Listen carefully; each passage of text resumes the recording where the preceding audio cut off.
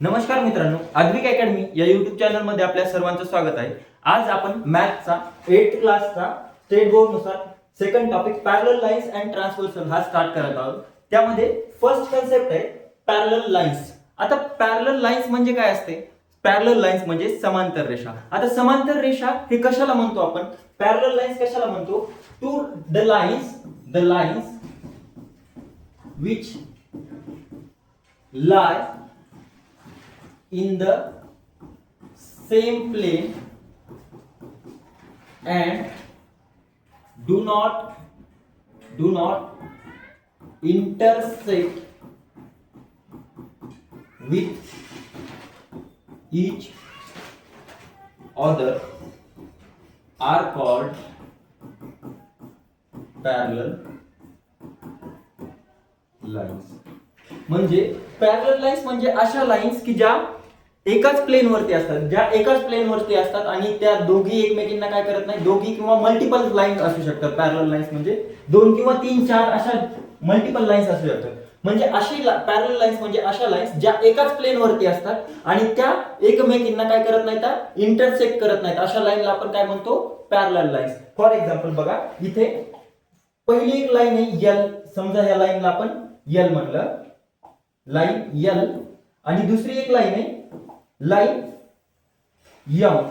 Line L आणि line M. आता बघा, ह्या दोन लाईन एका प्लेन वरती येतात आणि ह्या दोघी एकमेकींना इंटरसेक्ट करतायत का? इंटरसेक्ट करते म्हणजे छेदतायत का? म्हणजे एकमेकींना भेटतायत का? त्या नाही. अशा लाईनला काय म्हणतो आपण? Parallel lines. आता बघा, दुसरं एक एक्झाम्पल बघा. यामध्ये ही एक लाईन आहे आणि दुसरी लाईन आहे ही. आता बघा, ही लाईन यम आणि ही लाईन एन कन्सिडर करा. आता ह्या लाईन दोन लाईन येतात सेम प्लेन वरती आहेत, पण आता ही लाईन एन ही एक्सटेंड केली समोर एक्सटेंड केली आणि लाईन एम ला जर समोर एक्सटेंड केलं तर या पॉइंट मध्ये या दोन लाईन काय होतात? इंटरसेक्ट करतायत. म्हणजे काय? छेदतायत, म्हणजे भेटतायत. मग या लाईनला पॅरलल लाईन म्हणता येईल का? नाही. मग पॅरलल लाईन कोणत्या लाईनला म्हणणार? अशा लाईन की ज्या एकमेकींना which are lie in the same plane but they do not intersect with each other. म्हणजे अशा लाईन की ज्या एकाच प्लेन वरती असतात आणि त्या दोघी एकमेकींना काय करत नाहीत? भेटत नाहीत. दोघी किंवा मल्टिपल लाईन्स असू शकतात. त्याला काय म्हणणार आपण? Parallel line. ही लाईन इकडे एक्सटेंड केली तरी हे भेटेल का? नाही.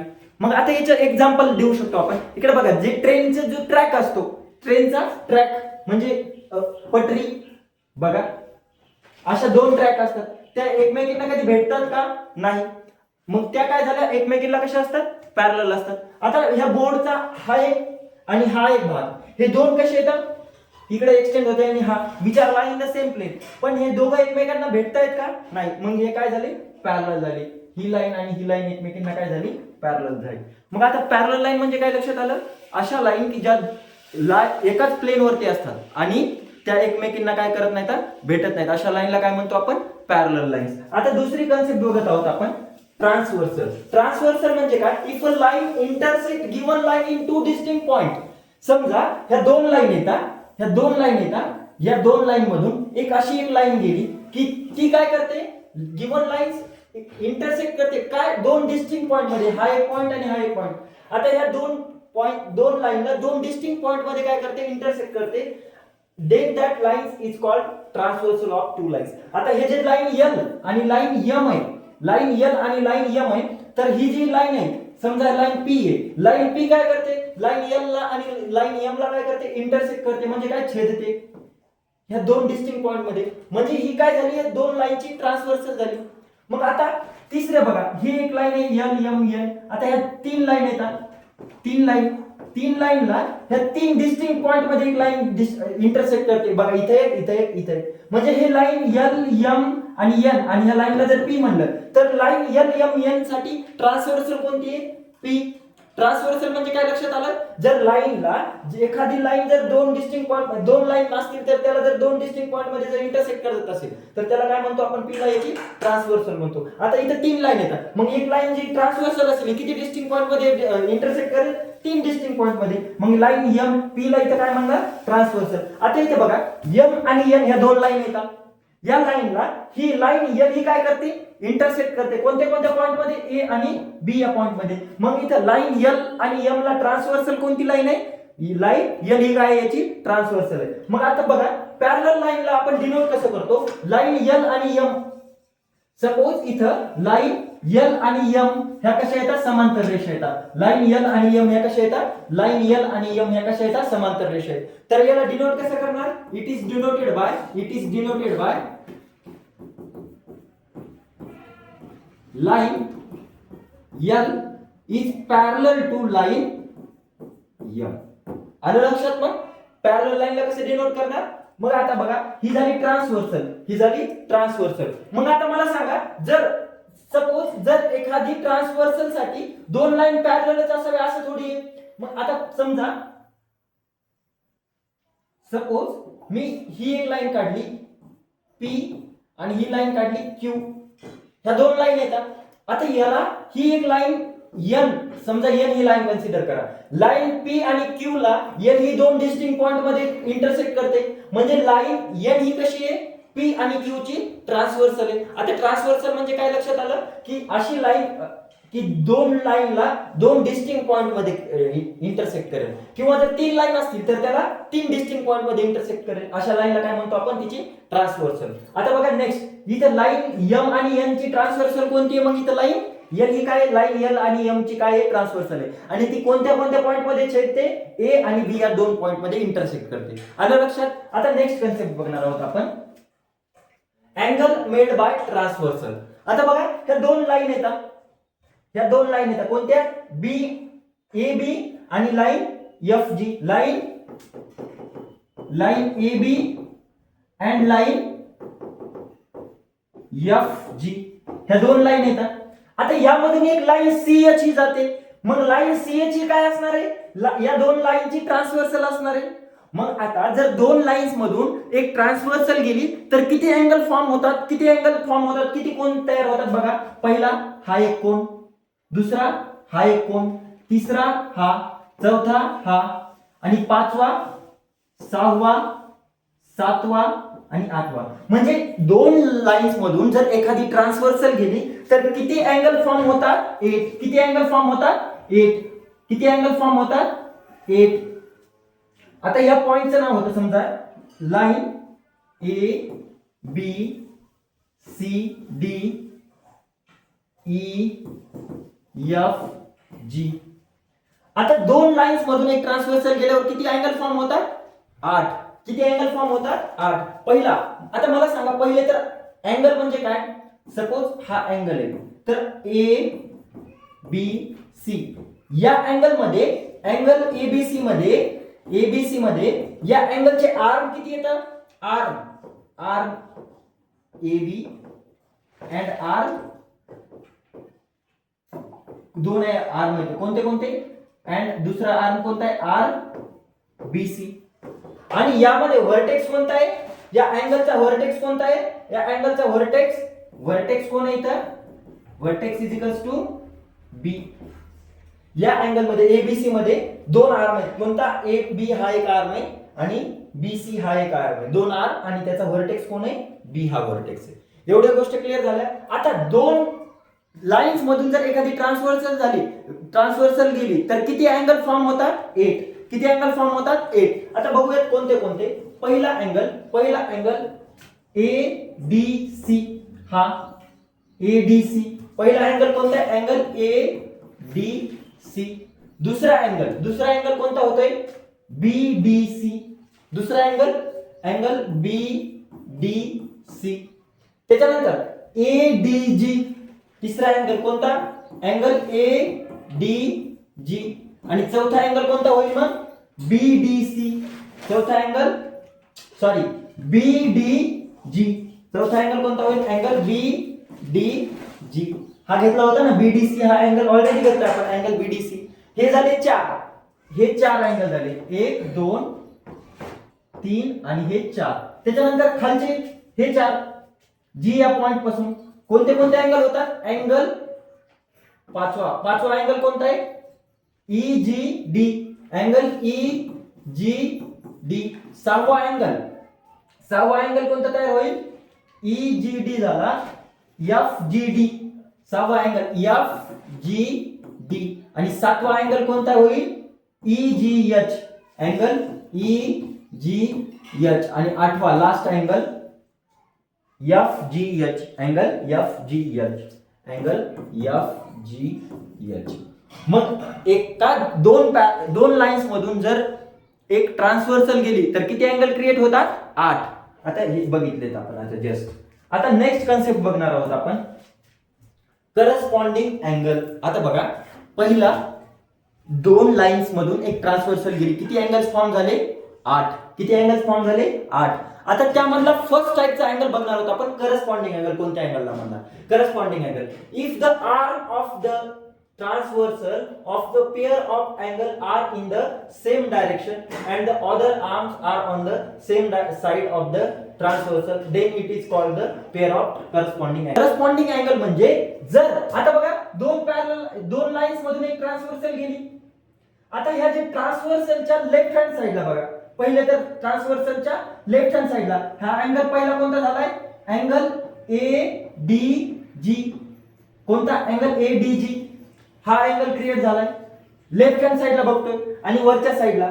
मग सेम AB या लाईन सोबत वरच्या साइडचा अँगल कोणता होता? लेफ्ट हँड साइडला ADG.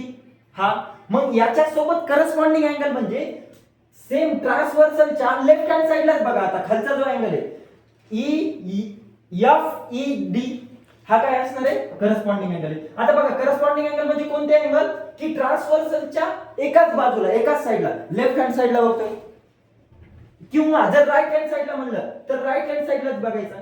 पहिली पेअर ऑफ करस्पॉन्डिंग अँगल म्हणजे असे अँगल्स की ट्रान्सव्हर्सलच्या लेफ्ट हँड साइडला किंवा राईट हँड साइडला सेम साइडला आणि सेम डायरेक्शनला असतील तर त्याला काय म्हणणार आपण? Corresponding angle. आता इथे बघा, लेफ्ट हँड साइडला आहे ADG, ADC आणि त्याच्यात सेकंड FG या लाईन वरती कोणता अँगल फॉर्म होतोय? FGED, sorry FED and angle FED.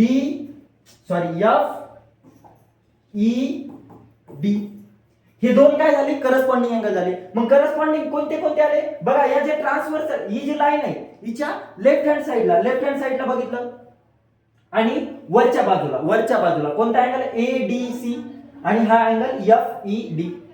आलं लक्षात? हे पेअर ऑफ करस्पॉन्डिंग झाले. मग आता याच्या राईट हँड साइडला कोणता अँगल तयार होतोय? CDB angle. पहिली पेअर कोणती झाली? ADG आणि अँगल FED. आता दुसरी पेअर कोणती होते? CDB, अँगल CDB अँड याच्यासोबत करस्पॉन्डिंग कोणता असेल? आता बघा, ही जी लाईन FG आहे यावरती कोणता अँगल फॉर्म होते बघा? राईट हँड साइडला आणि वरच्या बाजूला. या पहिला अँगल बघा, याचा कोणता होता? राईट हँड साइडला आणि वरच्या बाजूला होता. मग तसा सेम खालच्या लाईन वरती FG या लाईन वरती राईट हँड साइडला आणि वरच्या बाजूला कोणता अँगल होतो तयार? DEG. कोणता अँगल? Angle DEG. हे कसे येतात? हे आणि हा अँगल आणि हा अँगल काय झाला? Corresponding angle. आणि हा अँगल आणि हा अँगल करस्पॉन्डिंग अँगल. आता परत आता हे बघा,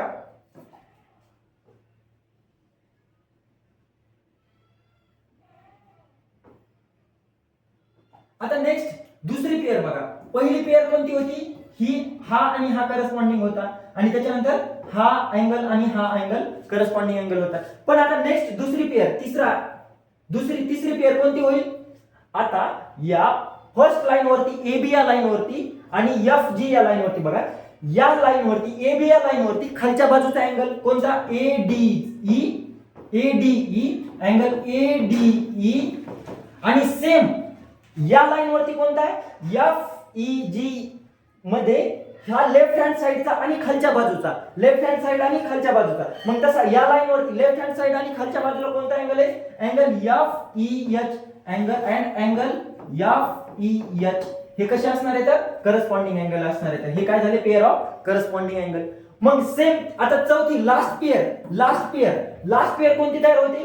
angle BDE right hand side आणि खालची बाजू, राईट हँड साइड आणि खालची बाजू. पहिल्या लाईन वरती कोणती? BDE अँगल BDE आणि मग आता FG या लाईन वरती कोणता अँगल फॉर्म होतोय तसा टाइपचा? राईट हँड साइड आणि खालची बाजू GEH angle and angle GEH. हे कसे येतं? Pair of corresponding angle. Corresponding angle म्हणजे काय लक्षात आलं? आता नेक्स्ट बघूया, नेक्स्ट बघूयात इंटेरियर अँगल. आता इंटेरियर अँगल कोणत्या अँगलला म्हणणार? इंटेरियर अँगल या आतल्या बाजूचे जे अँगल असतात त्या अँगलला काय म्हणणार आपण? Interior angle. आता बघा पहिलं या एक्झाम्पल याच टाइप मध्ये घेऊयात आपण. Line A B C D E F G आणि एच. आता यामध्ये दोन लाईन येतात ए बी आणि लाईन ई एफ. ह्या दोन लाईन मध्ये किती अँगल फॉर्म झाले? 8. पहिला, दुसरा, तिसरा, चौथा, पाचवा, सहावा, सातवा आणि आठवा. दोन लाईन मधून एक ट्रान्सव्हर्सल गेली. किती अँगल फॉर्म झाले? 8 अँगल फॉर्म झाले. आता यामधले जे आतमधल्या बाजूचे जे अँगल येतात, हे जे आतमधल्या बाजूचे अँगल आहेत याला काय म्हणतो आपण? Interior angle. आता इथं first pair of interior angle कोणती आहे? आता बघा पहिली पेअर कोणती आहे? इंटेरियर अँगल मध्ये a pair of angles which are on the same side of the transversal and inside the given lines is called the pair of interior angle. म्हणजे same side of ट्रान्सव्हर्सलच्या same साइडला आणि ज्या मधले जे angle form झाले याला काय म्हणतो आपण? Interior angle. Pair of interior angle. मग pair of interior angle first pair कोणती होईल? फर्स्ट पेअर बघा पहिला pair A D G angle A D G. आता त्याच्या सेम साइड ऑफ ट्रान्सव्हर्सलच्या सेम साइडला आणि मधल्या साइडचा कोणता अँगल होते form? E G D and angle E G D. हे कसे झाले? Pair of interior angle. आता दुसरा कोणता अँगल फॉर्म होईल? Interior angle B D G angle B D G. And याच्यासोबत पेअर कोणती होती तयार? यासोबत ही पेअर झाली. आता यासोबत same side of transversal right hand साइडला. आता बघा राईट हँड साइडला दुसरी पेअर कोणती तयार होते? आणि इनसाइड मधल्या बाजूला कोणती होती तयार? ही वाली F G D angle F G D. आलं लक्षात? मग इंटेरियर अँगलच्या किती पेअर तयार होतील? 2. पहिली आणि ही दुसरी. त्याच्यानंतर करस्पॉन्डिंग अँगलच्या किती पेअर तयार झाल्या होत्या? 4 पेअर तयार झाल्या होत्या. करस्पॉन्डिंग अँगलच्या किती पेअर तयार झाल्या होत्या? 4. आणि इंटेरियर अँगलच्या किती तयार झाल्या? 2 पेअर तयार झाल्या. आता त्याच्यानंतर बघायचं आपल्याला नेक्स्ट कन्सेप्ट बघायची अल्टरनेट अँगल. अल्टरनेट अँगल म्हणजे काय? A pair of angles which are on the opposite sides of a transversal. And their arms on the transversal shows the opposite direction is called the pair of alternate angle. आता बघा alternate अँगलच्या pair काढायच्यात आपल्याला. Pair of alternate angle कोणत्या अँगलला म्हणणार? की जे ट्रान्सव्हर्सलच्या कशा opposite साइडला असणार. ट्रान्सव्हर्सलच्या अपोजिट साइडला असणार. बघा पहिला आता इथे angle A B C D E F G आणि एच हे पेअर ऑफ अँगल घेतोय आपण. आता बघा एल एम आणि ही एन ही एक ट्रान्सव्हर्सल आहे. लाईन एल आणि एम ला ट्रान्सव्हर्सल कोणती आहे? लाईन एन ही ट्रान्सव्हर्सल आहे. आता ट्रान्सव्हर्सलच्या अल्टरनेट अँगल म्हणजे कोणते? आता पहिलं बघूयात a pair of alternate angle. Interior alternate angle. आता बघा इंटेरियर अल्टरनेट अँगल म्हणजे असे अँगल की जे ट्रान्सव्हर्सलच्या अपोजिट साइडला आहेत. कसे? ट्रान्सव्हर्सलच्या अपोजिट साइडला. आता इंटेरियर म्हणजे आतमधल्या बाजूचे अँगल येतात आणि ट्रान्सव्हर्सलच्या अपोजिट साइडला आणि अपोजिट लाईन वरती असणारे अँगल. बघा या अँगलला अपोजिट अँगल कोणता आहे? हा. पण ट्रान्सव्हर्सलच्या दुसऱ्या बाजूला असणारा अँगल काढायचा आहे. मग दुसरा कोणता आहे? अल्टरनेट इंटेरियर अँगल सी सोबत अँगल कोणता अल्टरनेट अँगल असेल? अँगल एफ हा कसा असेल? Alternate angle. पहिले पेअर कोणती तयार झाली? इंटेरियर अल्टरनेट अँगलची angle C and angle F. हे काय झाले? Interior alternate angle. बघा ट्रान्सव्हर्सलच्या अपोजिट बाजूला आणि interior alternate angle. Interior angle आहेत पहिले तर आणि ट्रान्सव्हर्सलच्या अपोजिट बाजूला तयार होते. आलं लक्षात? त्याच्यानंतर दुसरा मग आता डी सोबत इंटेरियर अल्टरनेट कोणता असेल? डी सोबत अँगल ई हा अल्टरनेट असेल. दुसरी पेअर कोणती आहे? Angle D is and angle याच्यासोबत इंटेरियर अल्टरनेट अँगल कोणता आहे? Angle E. आता एक्सटेरियर अल्टरनेट अँगल बघतोय. आता हे तर झाले interior pair of interior alternate angle. आता आपण कोणते बघतोय? अल्टरनेट अँगल पण कोणते? एक्सटेरियर. आता एक्सटेरियर मध्ये एक्सटेरियर अँगल कोणता आहे? पहिला ए बी आणि एच जी हे काय झाले? एक्सटेरियर अँगल झाले. बाजूचे बाहेरच्या बाजूचे अँगल हे आतमधल्या बाजूचे आणि हे बाहेरच्या बाजूचे अँगल तयार झाले. मग आता ए सोबत ट्रान्सव्हर्सलच्या अपोजिट बाजूला कोणता अँगल आहे? अँगल ए सोबत अपोजिट बाजूला कोणता अँगल आहे? जी. मग एक्सटेरियर अल्टरनेट फर्स्ट पेयर कोणती असेल? Angle A and angle G. याचा alternate angle exterior alternate angle कोणता असेल? आणि दुसरी पेयर बी सोबत अल्टरनेट कोणता असेल? Exterior alternate angle H. Angle B and angle H. हे काय झाले? Exterior alternate. आणि राहिलेला पार्ट आपण नेक्स्ट लेक्चर मध्ये बघू.